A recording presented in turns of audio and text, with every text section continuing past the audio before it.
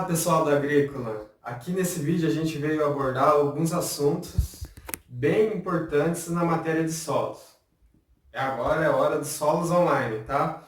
Vamos abordar alguns assuntos. Antes disso eu quero mostrar algumas coisas novas que começaram a aparecer aqui, que é no caso o tamanho desse quadro. Começamos a deixar ele maior, né? Agora ele vai agregar um pouco mais de informação nas nossas aulas. E agora trouxemos essa grande inovação que é o mini ecossistema. Alguns conhecem como o termo terrário, mas prefiro falar de mini ecossistema pelo fato de envolver uma boa parte de seres vivos dentro de um recipiente. Aqui é um simples aquário, foi utilizado, nós fomos pegar amostra de materiais em alguns locais diferentes, então a gente sobrepôs eles para mostrar como que são os horizontes do solo e, além disso, colocar algumas espécies de cactos aqui, cactos amendoim para ser mais preciso, e uma planta aqui do campo. Então, aqui eu quero explicar para vocês, para recapitular o que vocês viram no primeiro ano, que são os índices de intemperização do solo, onde que começa, quais são os horizontes. Para a gente começar essa aula, para a gente começar a falar dos termos antigos. Então, começando pelo horizonte O.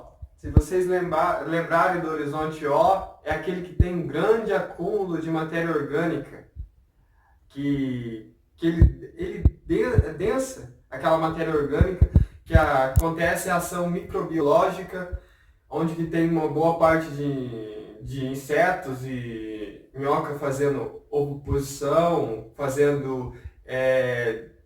colocando secreção, tendo humus. Um horizonte bem importante para desenvolvimento de plantas e o desenvolvimento de seres vivos. Horizonte A. Primeiro horizonte mineral. Esse primeiro horizonte mineral ele tem, além disso, que desce um pouco horizontalmente de matéria orgânica, mas ele já tem os primeiros minerais contidos nessa camada de horizonte. Aqui a gente deixou demonstrado o horizonte E, que ele tem uma cor mais clara, mas todavia ainda ele é um horizonte mineral, tem uma boa parte de minério e um pouco ainda de matéria orgânica que desceu horizontalmente aqui. Agora o horizonte B, ele já tem um horizonte mineral mais escuro. Aqui ele tem uma concentração de argila já. Pode ter um pouco de concentração de óxido de ferro, pela coloração mais vermelha. Os horizontes vão descendo até o horizonte C. Esse horizonte C que ele está inconsolidado, mas tem uma boa parte intemperizada.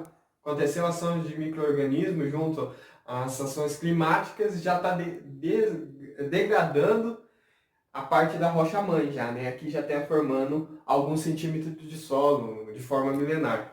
E aqui embaixo está a rocha-mãe. Ela tampou um pouco aqui, mas dá para ver que tem uma boa parte de rochas aqui embaixo do nosso recipiente.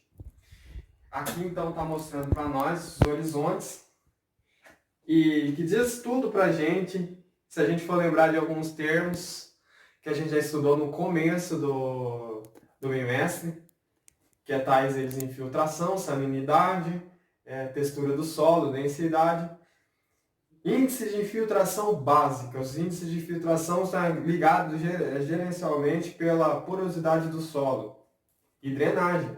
O solo ele tem a capacidade de drenagem quando há pouco escoamento superficial, quando a precipitação desce, que é a chuva, ela bate na superfície do solo, tem pouco escorrimento superficial, então a tendência é as partículas do solo absorver. E quando ela absorve essa boa quantidade de água, acontece a drenagem. Então essa drenagem ela tem que ir ao longo do perfil do solo. Então essa porosidade ela absorve as águas e vai descendo. Essa infiltração ela acontece em solos que tem textura diferentes. A textura de solo com argila esse índice de infiltração vai ser menor. Ele vai ficar um pouco, vai segurar essa água na superfície do solo. Agora, se a gente falar de um solo arenoso, a infiltração, o índice de infiltração vai ser bem maior. O que acontece? O solo absorve muito mais. Se a gente estiver trabalhando com irrigação, a gente vai ter que colocar um número de milímetros a mais para a gente poder irrigar, porque a gente já sabe que uma boa parte vai ser levada para os lençóis. Quer dizer que pode acontecer a lixiviação, que é um termo que a gente já conhece. A lixiviação é a perca de nutrientes pela água da chuva ou pela água da irrigação. Então, se a gente tiver o solo de textura arenosa e de textura argilosa, a gente sabe que a infiltração que acontece de maneira mais lenta, de maneira mais devagar. Então, a gente tem um controle. A capacidade de campo, que também é um termo que a gente já ouviu, que a maneira e a capacidade que o solo tem de reter água em 1 metro quadrado, ela é melhor no solo argiloso. Isso está vinculado também com a infiltração. A infiltração se explica assim. Então, falei de textura. A textura do solo também, que é um tema nosso de aula. Textura do solo, ela pode ser arenosa, argilosa e siltosa. E falando de textura do solo ainda, a gente tem que a areia, silt e argila, eles estão, de alguma forma, em proporções no nosso solo, sendo elas pequenas ou não. Então tem uma granulometria no solo, voltada a silt, voltada a argila e areia. Porém, o que vai dizer se o meu solo é siltoso, arenoso ou argiloso é a proporção que eles se encontram. As proporções são elevadas para teores de argila. Ele tem que ter uma porcentagem para dizer que o solo é argiloso, é arenoso ou siltoso. Tá? Então, tem várias proporções. Pausa de novo. Na análise física do solo, é comum você encontrar as proporções de areia, silt e argila. Então, você vai usar de interpretação para você analisar se a sua textura vai ser argilosa ou siltosa de acordo com a proporção dessas partículas no solo. Então, aqui a gente tem vários outros termos, como a salinidade do solo. Como que eu posso provocar uma salinidade no solo? Um solo bonito, com um perfil bem equilibrado, com um perfil equilibrado de maneira que nossos nutrientes estão se estabilizando, tem uma boa capacidade de campo, mas acontece que pode acontecer uma salinidade. Por quê? A água da irrigação que a gente está utilizando. A água da irrigação que a gente pode estar utilizando, ela pode ser salobra, ou às vezes ela está numa condição de sais, que ela pode ser salina. A salobra, ela pode ser, dentro de uma concentração de 30% até 30% de sais, ela é uma água salobra. E uma água potável já é menos que 5% de concentração de sais para ela se tornar uma água potável.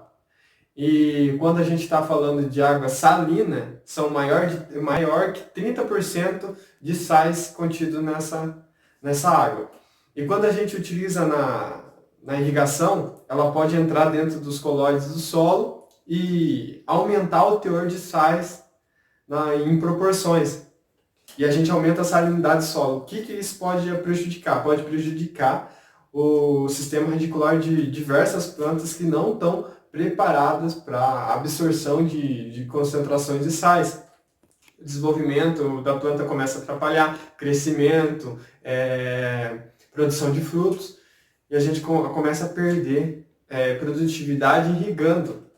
E outra também é o acúmulo de adubo elevado, né? Uma adubação elevada, você pode, em vez de estar levando o que a planta necessita, você está prejudicando através de uma condição elevada de exposição de sais nos perfis do solo. Também eu quero falar de densidade, a densidade do solo. A densidade do solo é o volume e a amostra em massa elevado numa temperatura que a gente pode chegar na densidade do solo, uma temperatura de 105 graus Celsius. A gente eleva nessa temperatura e a gente tem o valor da densidade do solo. Isso aqui eu expliquei para vocês na sala de aula também. Dentro desse recipiente a gente consegue imaginar um ecossistema, certo? Esse ecossistema, ele favorece uma condição chamada ciclo hidrológico, para a gente poder tá trabalhando. O ciclo hidrológico, o que acontece? É aquele ciclo que a gente estudou lá no ensino fundamental e vem estudando até esse momento. Você vai entrar na faculdade, você vai continuar estudando, porque ele se diz respeito a várias etapas da relação solo, água e planta e atmosfera. Solo, porque a retirada de água e sais dos perfis do solo. Na planta, o transporte de água, xilema, floema e até as folhas, aos mesófilos foliares, aos estômatos. Quando chega no estômato, as células guardas ficam túrgidas pela pressão, abrem o estômato e jogam para a atmosfera. Essa condição de água de vapor a gente entende como evapotranspiração ou transpiração da planta. Quando ela chega na atmosfera, ela condensa, vai para as nuvens e precipita novamente, ao momento que começa a chover, que veio uma boa parte de vapor de água das plantas. E através desse mini ecossistema, se a gente colocar, irrigar ele bastante, fechar ele aqui em cima, a gente consegue ver um pouco ele evaporar, condensar na superfície desse recipiente e começar a cair algumas gotinhas de volta para a terra e fazer esse ciclo da água dentro desse mini ecossistema. Então, muito maior é em volta do nosso planeta. Tudo isso que está acontecendo a curto prazo, a longo prazo, mas está acontecendo. É um ciclo biológico que acontece todo o tempo e nunca vai parar de acontecer enquanto aqui nós temos o lençol freático abundante, tem água abundante, então o planeta continua exercendo essa função. Evapotranspiração nas plantas, então, vocês sabem que é um importante processo, que é quando abre os estômatos, é o estímulo que a planta tem de voltar a absorver o que está dentro, que está na terra, que está no solo. O que está no solo ali no perfil, ela abre o estômago, ela começa a absorver novamente, entra pelo xilema, esse material bruto, e a planta vai tornar assimilável, mandando para o floema, que vai transformar, vai levar esses sais, essa condição para as folhas, flores e frutos. Ali sobe fósforo, ali sobe nitrogênio junto com a água, ali sobe vários outros compostos, além de tem o boro, ferro, micronutrientes e os macronutrientes, tá? Para um pouco. Deixa eu ver o que eu vou falar. E tudo isso que eu falei para vocês de infiltração, drenagem, capacidade de campo, evapotranspiração, transpiração, ciclo hidrológico está ligado com o quê? Com a água. E a água, o material mais importante utilizado talvez na agricultura, mais importante do que os fertilizantes, porque sem a água os fertilizantes não têm ação nenhuma, né? Porque a propriedade da água são muito eficientes.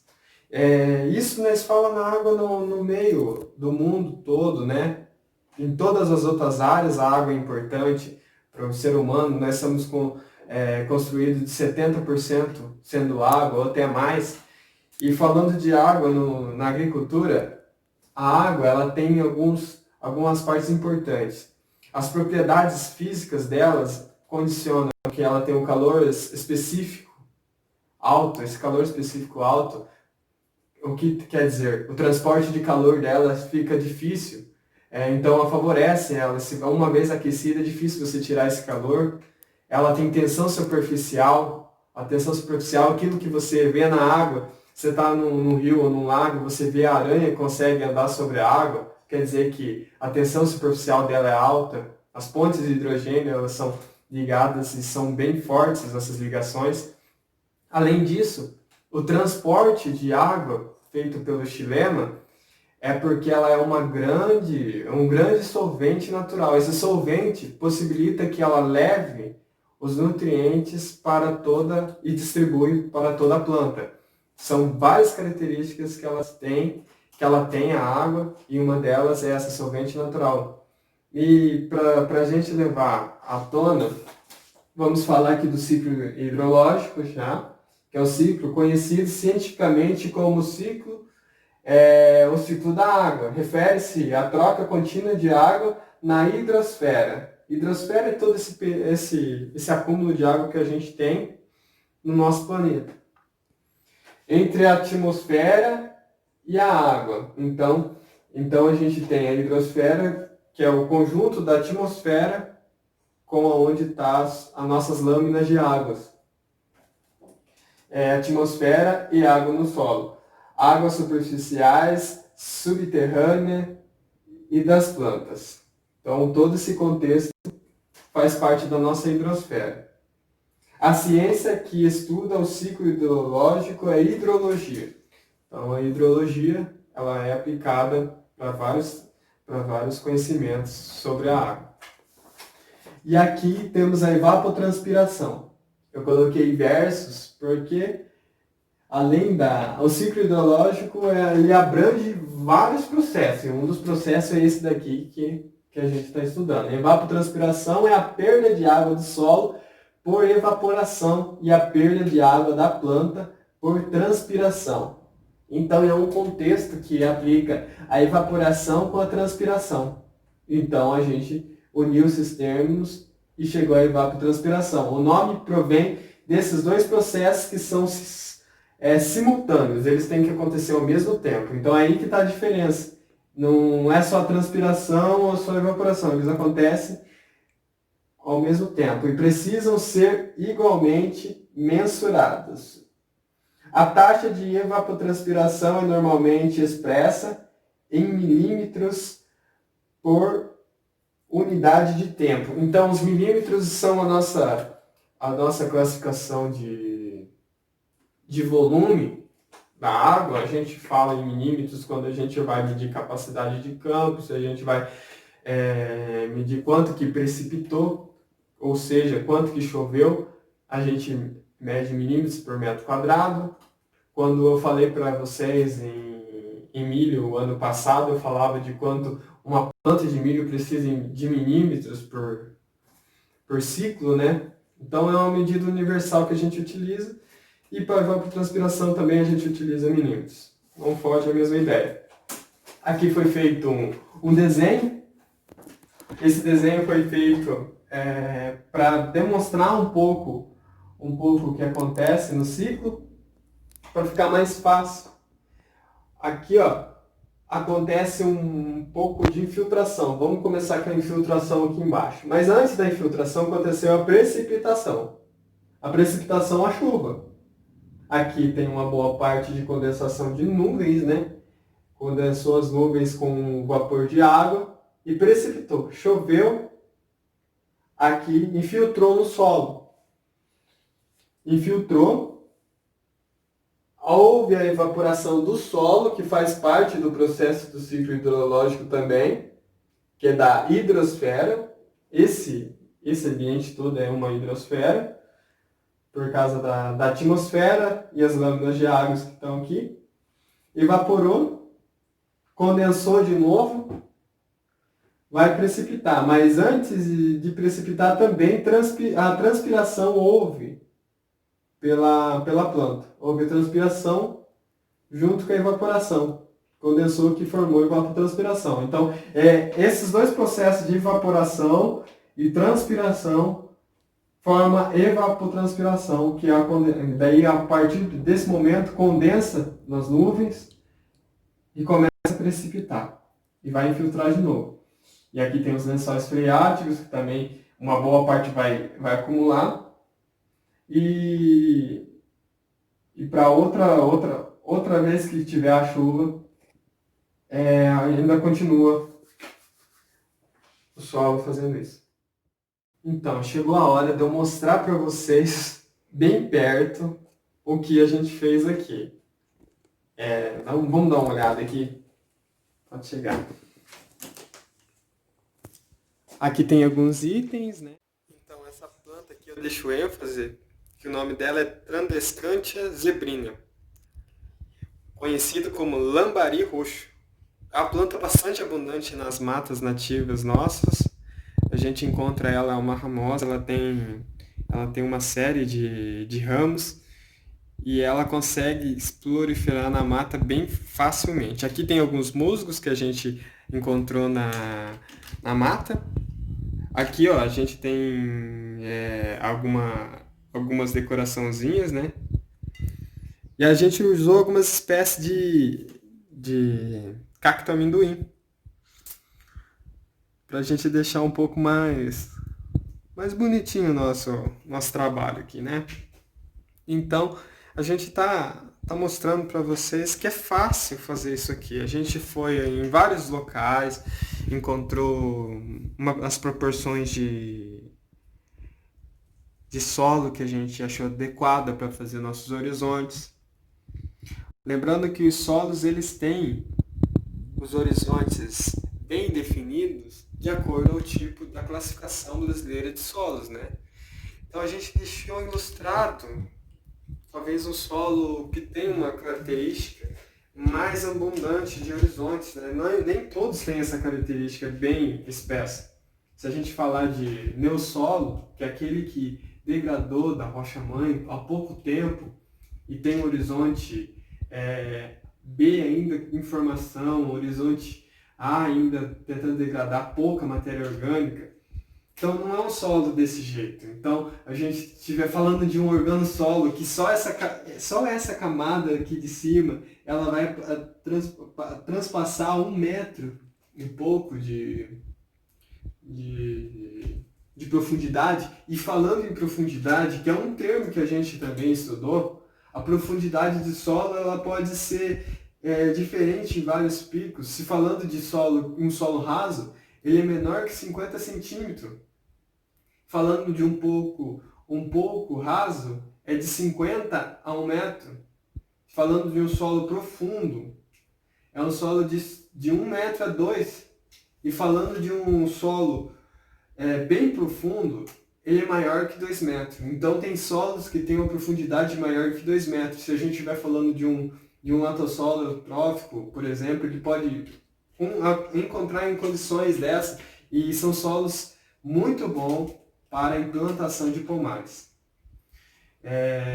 Se eu esqueci de alguma coisa, coloque lá nos comentários. Vou ficar muito feliz de poder encontrar algum conhecimento através de vocês e também a gente discutir mais sobre esses assuntos tão importantes que foram abordados aqui hoje. E eu espero ter sanado algumas dúvidas, eu espero ter contribuído alguma coisa para a vida profissional de vocês. O próximo vídeo já está quase pronto, hein? Clique em se inscrever no nosso canal e já coloca o sininho para chegar a notificação dos nossos novos vídeos. Beijo, galera. Tchau.